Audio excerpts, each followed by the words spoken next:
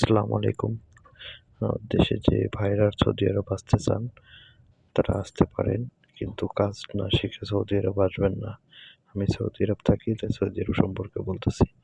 এটা হচ্ছে সৌদি আরবের একটা মরুভূমি। এরকম হাজার হাজার কিলো আছে, যেটা শুধু মরুভূমি।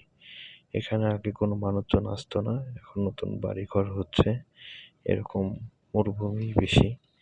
তো এখানে আপনারা কাজ শিখতে চাইলে কাজ শিখে আসবেন, ভালো কিছু করতে পারবেন। কাজ না শিখে দালালের চক্করে পড়ে যে দালালেই কাজ দিবে সেটা দিবে, দালালের বাপের দেশ না এটা। তো দালালের চক্করে না পড়ে আপনারা নিজে কাজ শিখে তারপরে আসলে ভালো কিছু করতে পারবেন। আমি বলি যে না আসাটাই ভালো। যদি আসতে চান তো অবশ্যই কাজ শিখে আসবেন। ভাই আপনারা আসবেন, নিজের টাকা ইনকাম করবেন, এটাই চাই। আমি ভাই কোনো দালাল না, বা আপনাদের বলতেছি না যে হ্যাঁ আপনারা আসবেন বা আসেন না।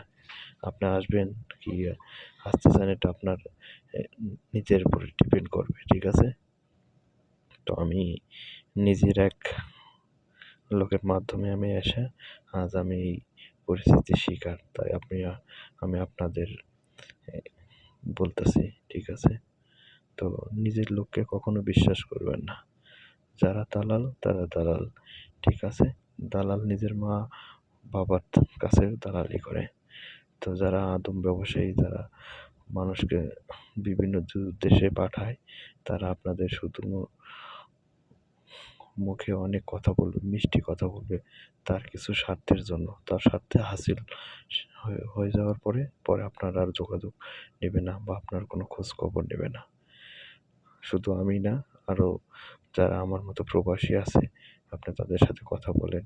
হ্যাঁ, আসতে চাইলে আসবেন, কিন্তু ভালো একটা কাজ শিখে আসবেন। যেমন প্লাম্বারের কাজ, ইলেকট্রিকের কাজ, টাইলসের কাজ, এসব কাজ শিখে আসবেন। বা সরকারি যে মাধ্যম আছে সেই মাধ্যমে আসবেন। এজেন্সি ইনশাল্লাহ পরের ভিডিওতে সাপ্লাই কোম্পানি নিয়ে কথা বলবো।